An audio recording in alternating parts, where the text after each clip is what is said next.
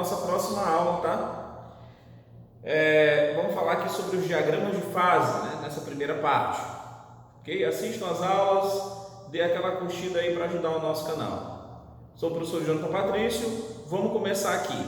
Se você der uma olhada aqui, ó, diagramas de fases, né? Essas fases são as três fases básicas da matéria, que é o sólido, o líquido e o estado de vapor. Depois a gente vai ver a diferença entre vapor e gás. Já. Dê uma olhada aqui, ó. A gente tem um diagrama, é uma relação, né, cartesiana entre a pressão e a temperatura, né? Há uma relação entre a pressão e a temperatura, e você percebe aqui que a gente tem uma série de variações. Então, vamos separar aqui por área. Se você olhar aqui, ó, nós temos essa áreazinha aqui que eu estarei marcando em vermelho. Tá aqui essa áreazinha. Nós vamos ter essa áreazinha aqui que eu estarei marcando em azul, certo? Aqui, ó, essa áreazinha aqui marcada em azul.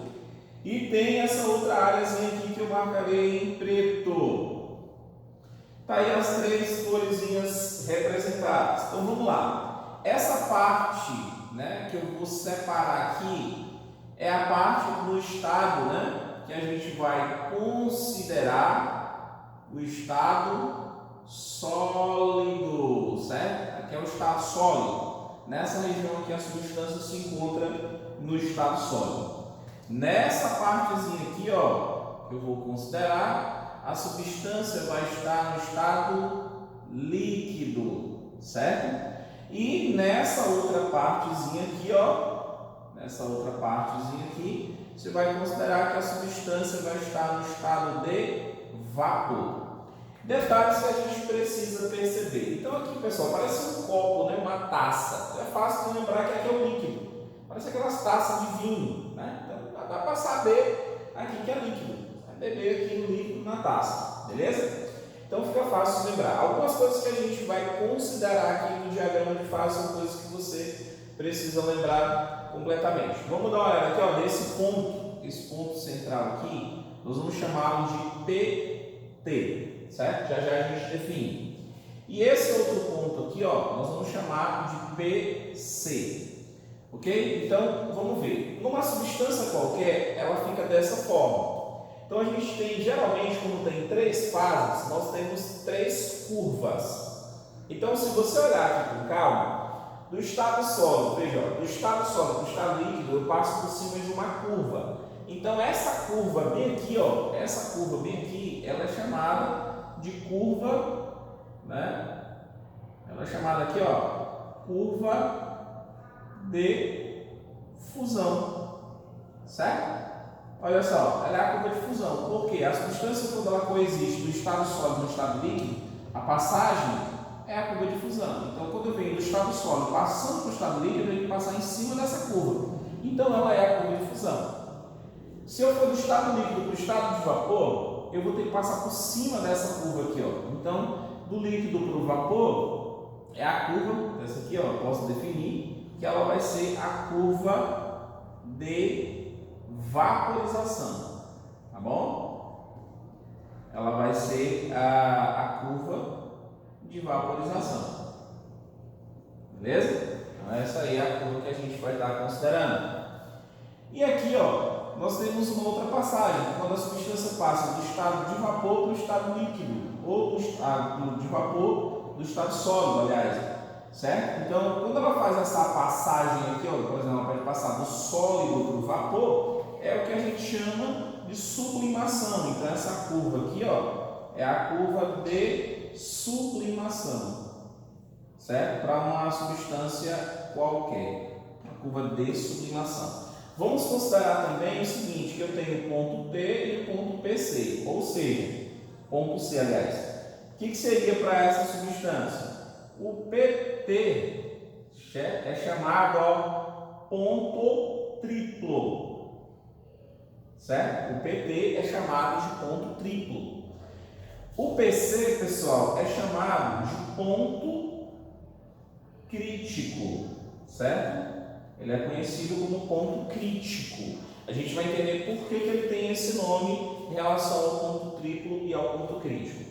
O ponto triplo é o ponto em que a substância se encontra as três fases ao mesmo tempo. Então não esquece, tá? Se você está lá no ponto triplo, a substância ela deve estar as três coisas, né? Sólido, líquido e vapor. A substância ela se encontra nas três fases principais quando ela está nesse ponto aqui. Dependendo das variações de pressão e temperatura, ela pode ir para sólido, para líquido ou para vapor, mas aqui ela está os três. No caso do ponto crítico é a temperatura mais alta que a substância ainda é vapor. Além do ponto crítico, a substância passa a ser o quê? Um gás. Né? Já a gente vai ver a diferença. Então, até o ponto crítico, a temperatura a substância gás ainda é vapor. Após o ponto crítico, a substância passa a ter a característica de gás e deixa de ser vapor. Beleza? Então, essa aqui é a curva dos diagramas de fase para uma substância qualquer.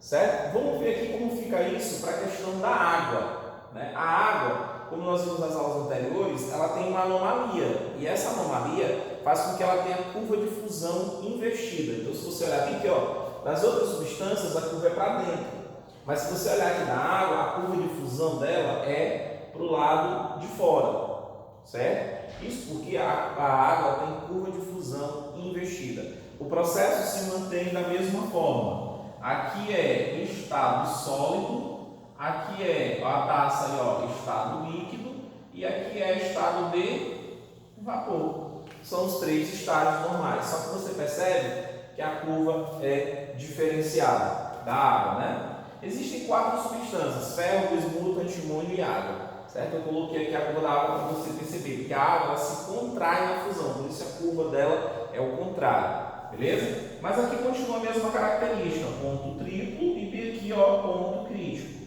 É as mesmas características do anterior. Você só precisa lembrar que no caso da água, certo? Só no caso da água, somente a curva de fusão, certo? Somente a curva de fusão é o que? É invertida, certo?